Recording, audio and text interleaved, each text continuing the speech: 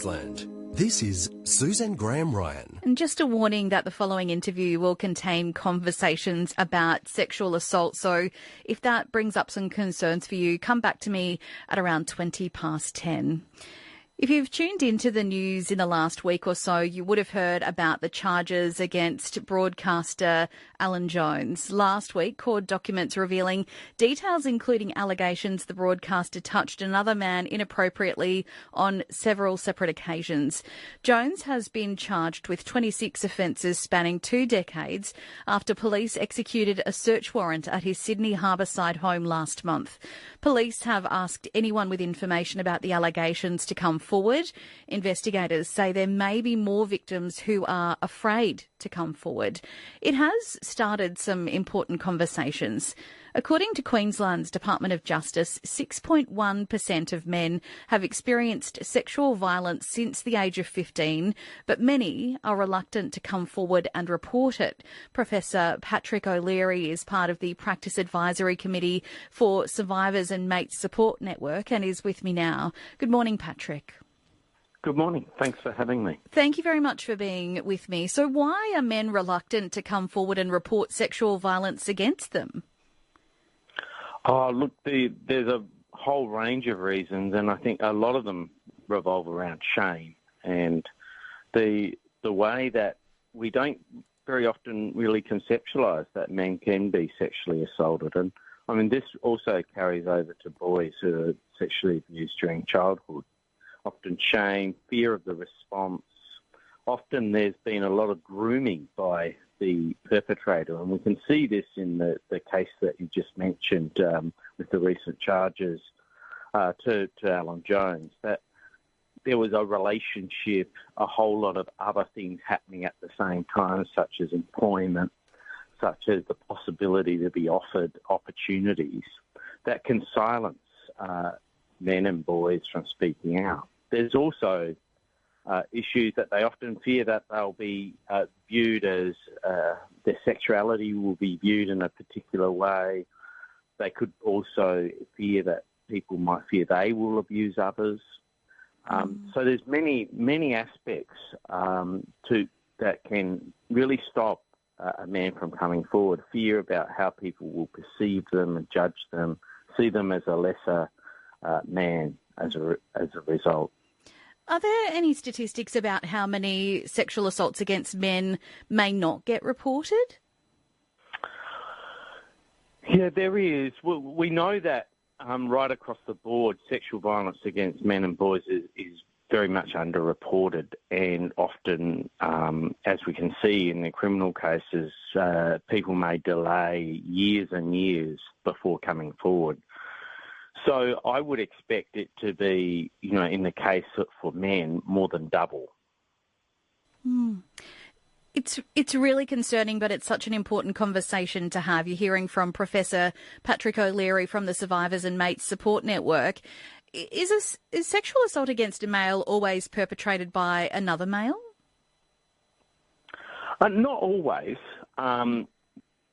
But what we do see here is a gender having a major role. More perpetrators are male, somewhere towards the 80% range. And, that adds to the shame. But also where the perpetrator is a female, it might not be viewed in the same way. And often men also experience shame in a different way. Because of the gender of the perpetrator. Are the societal and institutional changes making it easier for men to report sexual assault? Oh, look, I think that's a great question, and I think we have made progress. We saw, for example, in the Royal Commission about 6-7 years ago into institutional responses to child sexual abuse that around 60% of all the victim survivors coming forward were male. So we are seeing, as we talk about it more, have greater awareness that this is a risk for boys and men, we are seeing more males coming forward. I mean, there's some really interesting statistics particularly in the context of when we think about violence against women, we also need to think about gender-based violence and how it affects boys and men. And, for example, there's been a recent study by called the Australian Childhood Maltreatment Study, and it found in its survey about 1 in 5 boys had experienced child sexual abuse. So that's, towards the 20% mark. And for girls, it was 1 in 3. It's huge. So if people are listening along, sometimes we know that it takes people years and decades to be able to actually come forward or to tell anyone.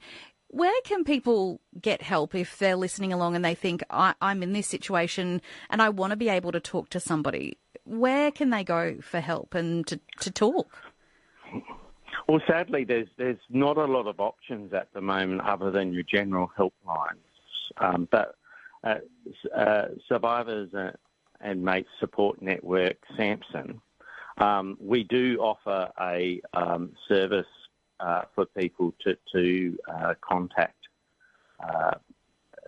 and be linked to services. But unfortunately, it's still very much underfunded and still needing extra support so it could cover the whole of Australia.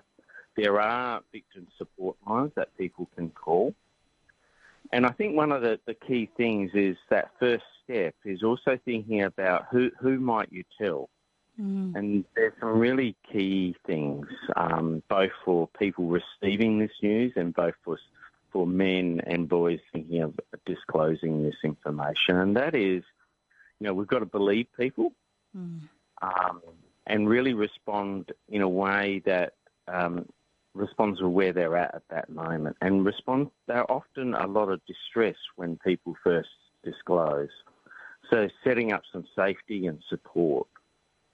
And knowing that there is help available, but being careful in that selection. So when reaching out to support networks, it might be about putting some things in place, even contacting a GP, local counselling services. But also there's information on the web. SAMSN has a very extensive website that I'd encourage people to have a look at, particularly even if you're just wanting to find out more as a survivor or as someone who's helping a survivor.